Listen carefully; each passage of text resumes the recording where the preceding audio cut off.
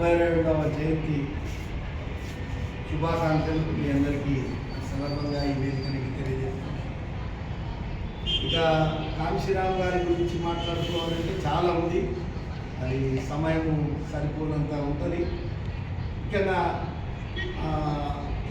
చదివిన దాన్ని బట్టి దానికంటే ఎక్కువగా నేను అదృష్టవంతుడిని అని చెప్పుకోవచ్చు. కాంశీరామ్ గారితో ప్రత్యక్షంగా కొంతకాలం తిరగడం, అందులో మా సీనియర్ నాయకుడు రెడ్డిపూడి దేవి గారు, ఆయనతో పాటు నేను అనేక సందర్భాల్లో అనేక ప్రాంతాల్లో సార్లు మీటింగ్స్కి వెళ్ళడం, మహారాష్ట్ర, తమిళనాడు, పాండిచ్చేరి చాలా ప్రాంతాలు. కాంశీరామ్ గారు సౌత్కి వచ్చినాడంటే దేవుడందరికీ ఇన్ఫర్మేషన్ అందడం, ఆయన కంపెనీ వస్తావా అనడం, నేను కూడా కలిసి వెళ్ళడం, అట్లా ఈ మూమెంట్లో ప్రత్యక్షంగా సార్తో సమయం ఎక్కువ గడిపిన వాళ్ళలో కూడా నాకు ఒక అదృష్టం కలిగింది. అందుకు భగవంతుడికి కృతజ్ఞత తెలుసుకుంటున్నాను. మరి మనకు సింపుల్గా చెప్పాలంటే ఆయన పంజాబ్ రాష్ట్రానికి చెందినవాడు, సిక్కు మతస్థుడు, హవాస్పూర్ గ్రామం. తండ్రి పేరు హరిసింగ్ తేల్ సింగ్, తల్లి పేరు బిషన్ సింగ్ కౌర్. 1934 మార్చి 15 ఈరోజు. సో ఈరోజు 92 సంవత్సరాలు అయిపోయింది, 92వ జయంతి. మరి ఆయన సాధారణంగా ఆయన బిఎస్సి చదువుకున్నాడు, మామూలు వ్యక్తిలాగానే జీవిస్తున్నాడు. ఆ క్రమంలో ఆయనకు సిక్కు మతస్థుడు. సర్వే ఆఫ్ ఇండియాలో ఉద్యోగం వస్తే సర్వే ఆఫ్ ఇండియాలో 2 ఇయర్స్ ట్రైనింగ్ ఇంటర్న్షిప్ అయిపోయి పర్మనెంట్గా పనిచేస్తారంటే అగ్రిమెంట్ రాసియాలి, లేకపోతే వెళ్ళిపోవచ్చు. ఆ సర్వే ఆఫ్ ఇండియా సంస్థలో చదివేటప్పుడు, ఆ ట్రైనింగ్లో ఉన్నప్పుడు ఆయన స్నేహితుడు గైని అనే అతను ఒకరోజు ఏడుస్తూ ఉన్నాడు. ఎందుకు ఆయన ఏడుస్తున్నావు అని నేను అడిగినాడు.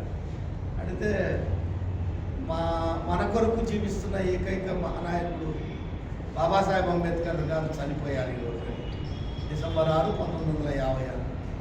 ఆ టైంలో ఈయన సర్వే ఆఫ్ ఇండియాలో ఉన్నాడు. అప్పుడు కాంశీరామ్ గారికి అంబేద్కర్ గురించినటువంటి రాజ్యాంగ రచన అధ్యక్షుడు, మనవాడు, దళితుడు అనేటువంటిది తప్ప ఎక్కువ డెప్త్ విషయాలు తెలియదు ఆ రోజు. తర్వాత క్యాజువల్గా అయిపోయింది. మళ్ళా DRDLO దాంట్లో ఉద్యోగం వచ్చింది, పూణేలో పనిచేస్తున్నాడు. తిరిగి అనే ప్రాంతంలో ఒక సైంటిస్ట్, అబ్దుల్ కలాం లాంటి సీనియర్ సైంటిస్ట్ ఆయన, ఈయన జూనియర్ సైంటిస్ట్ ఆఫీసర్. అంటే ఇప్పుడు ఈరోజు మనకు డిఫెన్స్ సిస్టంలో ఉన్న మిసైల్స్ ఇవన్నీ ఈ టెక్నాలజీ ఎక్స్ప్లోజివ్ సెంటర్స్ ఈ దేశంలో ఒక 6 ఉన్నాయి. వాటిల్లో పూణే కింది అనే ప్రాంతంలో ఉంది. ఆ ప్రాంతంలో ఈయన సైంటిస్ట్గా పనిచేస్తున్నాడు. చేస్తున్న క్రమంలో దళితులు అనేవాళ్ళు అక్కడ ఆర్గనైజేషన్ పెట్టుకొని తిరుగుతూ ఉన్నారు. ఆయనకు అవన్నీ పెద్ద పట్టింపు లేవు. వాళ్ళల్లో ఒకళ్ళు ఉద్యోగం సెలవు పెట్టిపోయినాడు పర్మిషన్ లేకుండా. అంటే ఆర్మీకి సంబంధించిన వాటిల్లో ప్రయర్ పర్మిషన్ లేకుండా సెలవు పెట్టినప్పుడు పెట్టేసిపోయినాడు. బుద్ధ జయంతికి, అంబేద్కర్ జయంతికి సెలవు ఇస్తారు, అది ఇవ్వలేదు. అక్కడున్న బ్రాహ్మణ అధికారి వాటిని రద్దు చేసి తిలక్ జయంతికి, ఇంకో దానికి వినాయక చవితికి అట్లా డైవర్ట్ చేసినాడు. ఇది తప్పు అని ఈయన సెలవు పెట్టి అనాథరైజ్డ్గా వెళ్ళిపోయినాడని చెప్పి అతన్ని సస్పెండ్ చేయడం జరిగింది. ఇక దళితులంతా ధర్నా చేస్తున్నారు. దళితులకు వచ్చిన కల్చర్ ఏంటంటే ధర్నా చేయడం. మాకు అన్యాయం జరిగింది, మా వంటి ఉద్యోగం పెరిగేసినారు.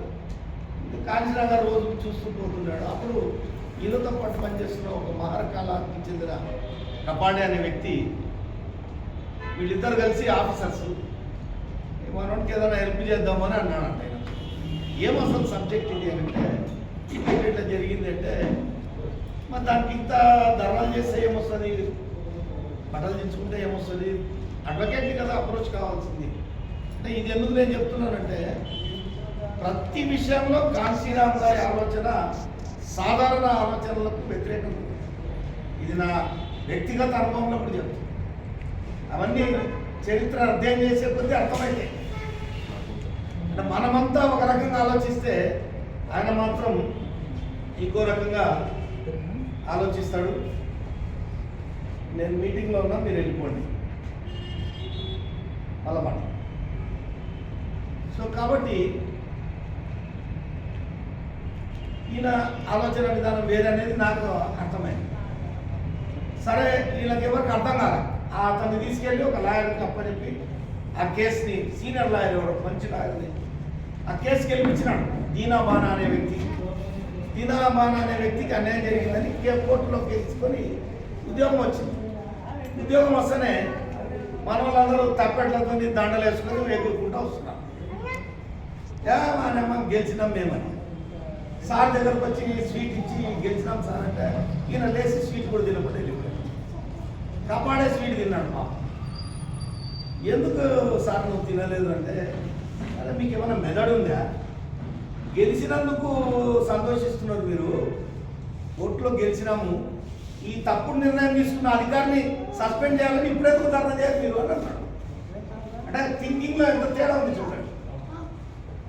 ఇలాంటి తప్పుడు నిర్ణయం తీసుకున్న ఈ అధికారిని సస్పెండ్ చేయాలని ఇప్పుడు అడగాలి, గెలిచినందుకు కాదు ఎక్కడాడవచ్చు. సో కాబట్టి ఆయనకు అర్థమైపోయింది ఈ దళితుల దేశ పరిస్థితి అంతా. ఈయన కొరకు ఈయనను రివోక్ చేయాలని చెప్పి ఆయనకు పోస్టింగ్ చేయాలని ఇస్తున్న పోరాట క్రమంలో ఈయనకు ఒక ఏమంటారు దాన్ని పుస్తకం ఇచ్చారు. ఆ పుస్తకం పేరు కుల నిర్మూలన. ఆ కుల నిర్మూలన పుస్తకంలో ఒక రాత్రి చదివి, ఒక్కసారి కాదు 3-4 సార్లు చదివి ఆశ్చర్యపోయినాడు.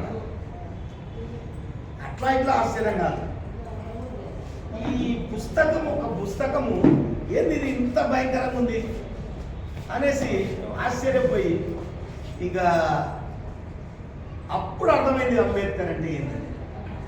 సో అంబేద్కరిజాన్ని అర్థం చేసుకున్నాక నేనేం చేయాలని ఆయన నిర్ణయం తీసుకున్నాడు. ఉద్యోగాన్ని వదులున్నాడు. 13 పేజీల ఉత్తరం రాసిన వాళ్ళ నేను రాను, కర్మకాండలకు రాను, ఈ దేశంలో పరిస్థితులన్నీ మార్పు తీసుకొచ్చేంత వరకు నేను ప్రయత్నం చేస్తాను, బాబాసాహెబ్ అంబేద్కర్ వదిలేసిన ఉద్యమాన్ని నేను కొనసాగిస్తానని చెప్పి ఒక కఠోరమైన నిర్ణయం తీసుకుని, అప్పటికి ఆర్పిఐ పార్టీ, చాలామంది ఏమనుకుంటారంటే ఆర్పిఐ పార్టీ అంబేద్కర్ స్థాపించలేదు. అంబేద్కర్ స్థాపించాలని అన్ని డిజైన్ చేసి రాసి పెట్టాడు, చనిపోయినాడు. ఆ తర్వాత అది అంటే ఆ డాక్యుమెంట్స్ అన్ని ఇచ్చేశాడు ఎలక్షన్ కమిషన్కి. ఆ నంబరు అవన్నీ వచ్చినాయి రికగ్నైజేషన్. దానికంటే ముందు షెడ్యూల్ కాస్ట్ ఫెడరేషన్కి ఏనుగుండింది. 1935 యాక్ట్ ప్రకారం షెడ్యూల్ కాస్ట్ ఫెడరేషన్ అనే ఒక పార్టీ పెట్టినప్పుడే దానికే ఏనుగు గుర్తుంది. ఏనుగు గుర్తు మీద అంబేద్కర్ అనుయులు గెలిచినారు, ఆయన గెలిచినాడు. సో ఆర్పిఐ కూడా ఏనుగు తెచ్చుకుంది. తర్వాత ఈ ఆర్పిఐ ఫెయిల్యూర్ని అర్థం చేసుకున్నాక చెప్పాను కదా ఆయన థింకింగ్ వేరని, ఒక 20 years విజన్ కాంశీరామ్ గారికి చూసినాను. అంటే 20 ఏళ్లకు నేను ఏం చేయబోతున్నాను అనేది ఆయన ఆలోచన చూసినాను. చూసి బిగిన్ చేసినాడు. తన వయసు, తన ఇది అన్నీ క్యాలిక్యులేట్ చేసుకోవాలా. క్యాలిక్యులేట్ చేసుకొని అడిగేసి అనానుకూల పరిస్థితులు, పోస్టర్ తనే వేసుకున్నాడు, తనే స్పీచ్ ఇస్తాడు. రైల్లో పోతాడు, సైకిల్ పంచర్ వేస్తే సైకిల్ పంచర్ డబ్బులు లేకపోతే నడుచుకుంటూ పోయిన దినాలు ఉన్నాయి. అది ఇంకా అలాంటివి ఎన్నో నేను చెప్పలేదు. ఇలాంటి నిర్ణయంతో, కఠోరమైన నిర్ణయంతో సింపుల్ వేలో మార్చినాడు అంబేద్కరిజం అనే ఇంత పెద్ద ఆలోచన దృక్పథాన్ని. సింపుల్ వే, ఇప్పుడు ఇందాక కూడా చెప్పినారు మీరు, జిత్నీ జిస్కి సంఖ్యా భారీ ఉత్నీ ఉస్కి హిస్సేదారి భాగ్యదారి. అంటే ఏ జనాభా ఎంత ఉందో ఈ కుల వ్యవస్థలో అన్ని కులాలకు అలాంటి గుర్తింపు, అవకాశం, వాళ్ళకు తగిన ఈ సంపద అన్ని డిస్ట్రిబ్యూట్ కావాలి. ఇదే ప్రిన్సిపల్ ఆఫ్ డెమోక్రసీ. సో ప్రజాస్వామ్యానికి అర్థం ఇది అని దాన్ని ఒక సూత్రీకరణ. తర్వాత సామాజిక మార్పు, ఆర్థిక విమోచన. ఏం పెద్ద లక్ష్యాలు కూడా లేవు, రెండే.